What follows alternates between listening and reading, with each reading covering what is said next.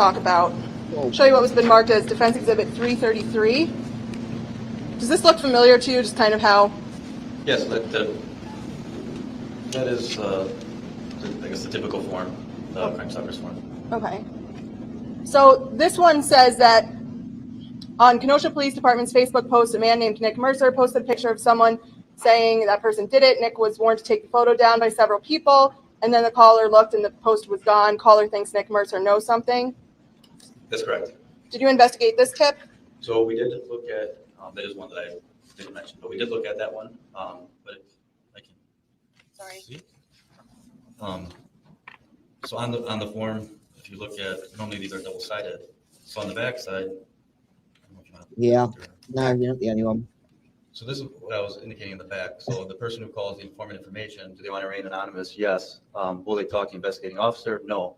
And as you can see, it kind of goes down to who it gets referred to. So in these particular cases, there's someone calls in, but there's no way for us to follow up with that person to get that information. So when we did check the Facebook page, it was gone, and now there's no way for us to recontact the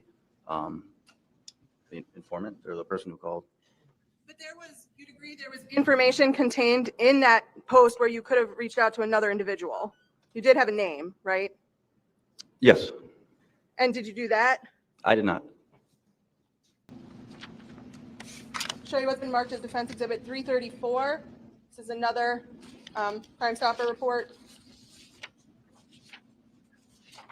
Correct? Yep.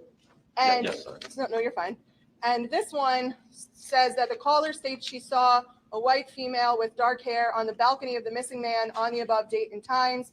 Caller states the woman asked her for the time, and she only knows that it was his balcony because it's by the exit door. Correct. And this says change date from 5/19 to 5/18, right? I can on the right. Yeah. Yes. So this one's basically saying that there was someone who saw a female on Mr. Gutierrez's patio area on 5/18. Yes. And so this one too didn't have any information for you to call back on. Correct. But this one still contains information that there was someone near Mr. Gutierrez's apartment outside in the balcony area on May 18th, correct? Based on what was reported, yes. It has to move into evidence Defense Exhibit 333 and 334. Objection? No. Received.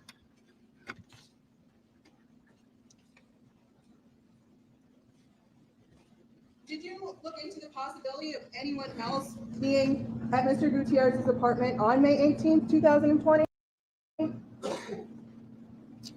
No.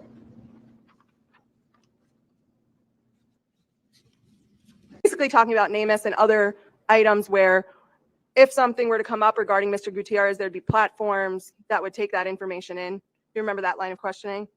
I don't think you mentioned NamUs. I talked about that he was entered as a missing person.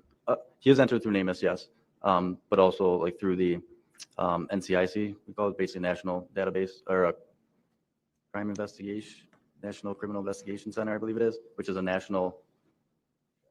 I guess it could be a national database for anything. A couple of things would be persons with felony warrants, maybe armed and dangerous people that you run a license plate, things of that nature. So in that, he's listed as a missing person, yes. And he's still considered a missing person. Yes. Missing person for purposes of the database.